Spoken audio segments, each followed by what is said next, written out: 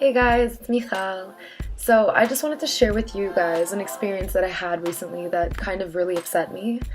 And basically, I went to go pick up my little brother from school and I came across a particularly uncomfortable situation.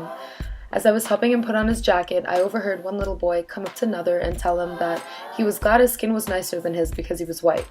So this little boy must have been about 7 or 8 years old, and I'm standing there thinking, where do these demeaning connotations come from?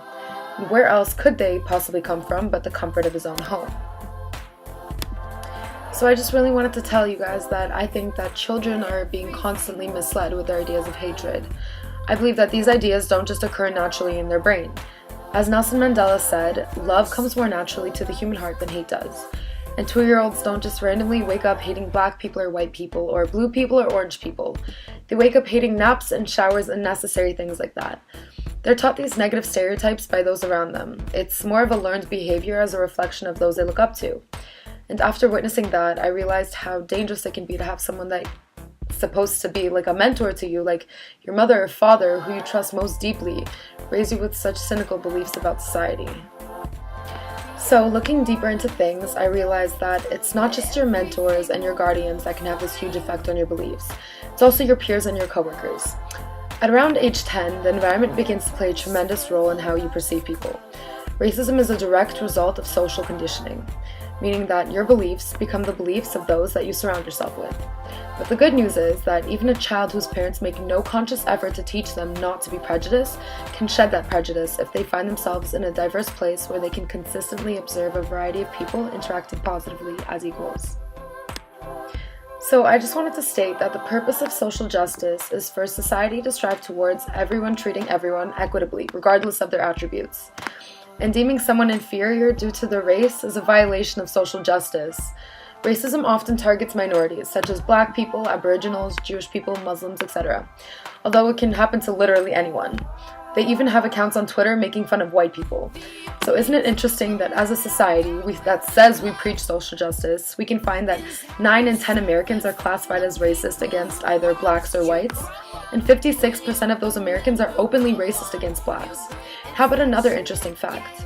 Racism holds the largest statistic for hate crimes worldwide. With statistics like these, how can we ever expect to successfully work towards social justice?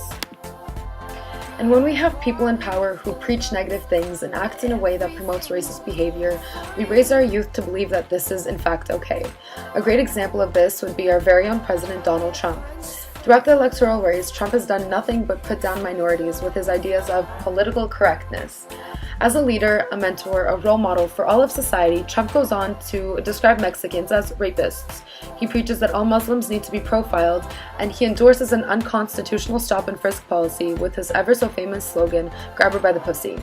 What does this show our children? That one of the most influential people on this earth is a racist? By the looks of it, it's going pretty damn well for him too. So as for right now, we just have to patiently wait for him to be impeached, or maybe even assassinated. Sorry, but looking back to many historical events in the US, it seems to be a thing there. Organizations such as Black Lives Matter and YWCA fight against racism and raise awareness on this issue in order to better society. They do this by collecting donations, organizing rallies, and spreading the word through social media. Ever since they began their fight, hashtag Black Lives Matter has gone viral on Twitter and is constantly spoken about through households and schools worldwide. And as for us civilians, we need to personally work towards ending racism, starting in our very own households.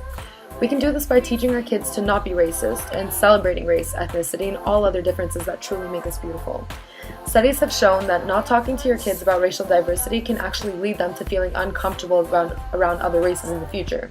So if we introduce this to our kids early, model the exact values we want them to have, and talk to them about problems going on in the world, we can work towards social justice.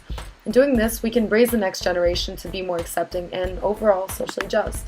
And I just really wanted to share that with you guys, and thank you for listening.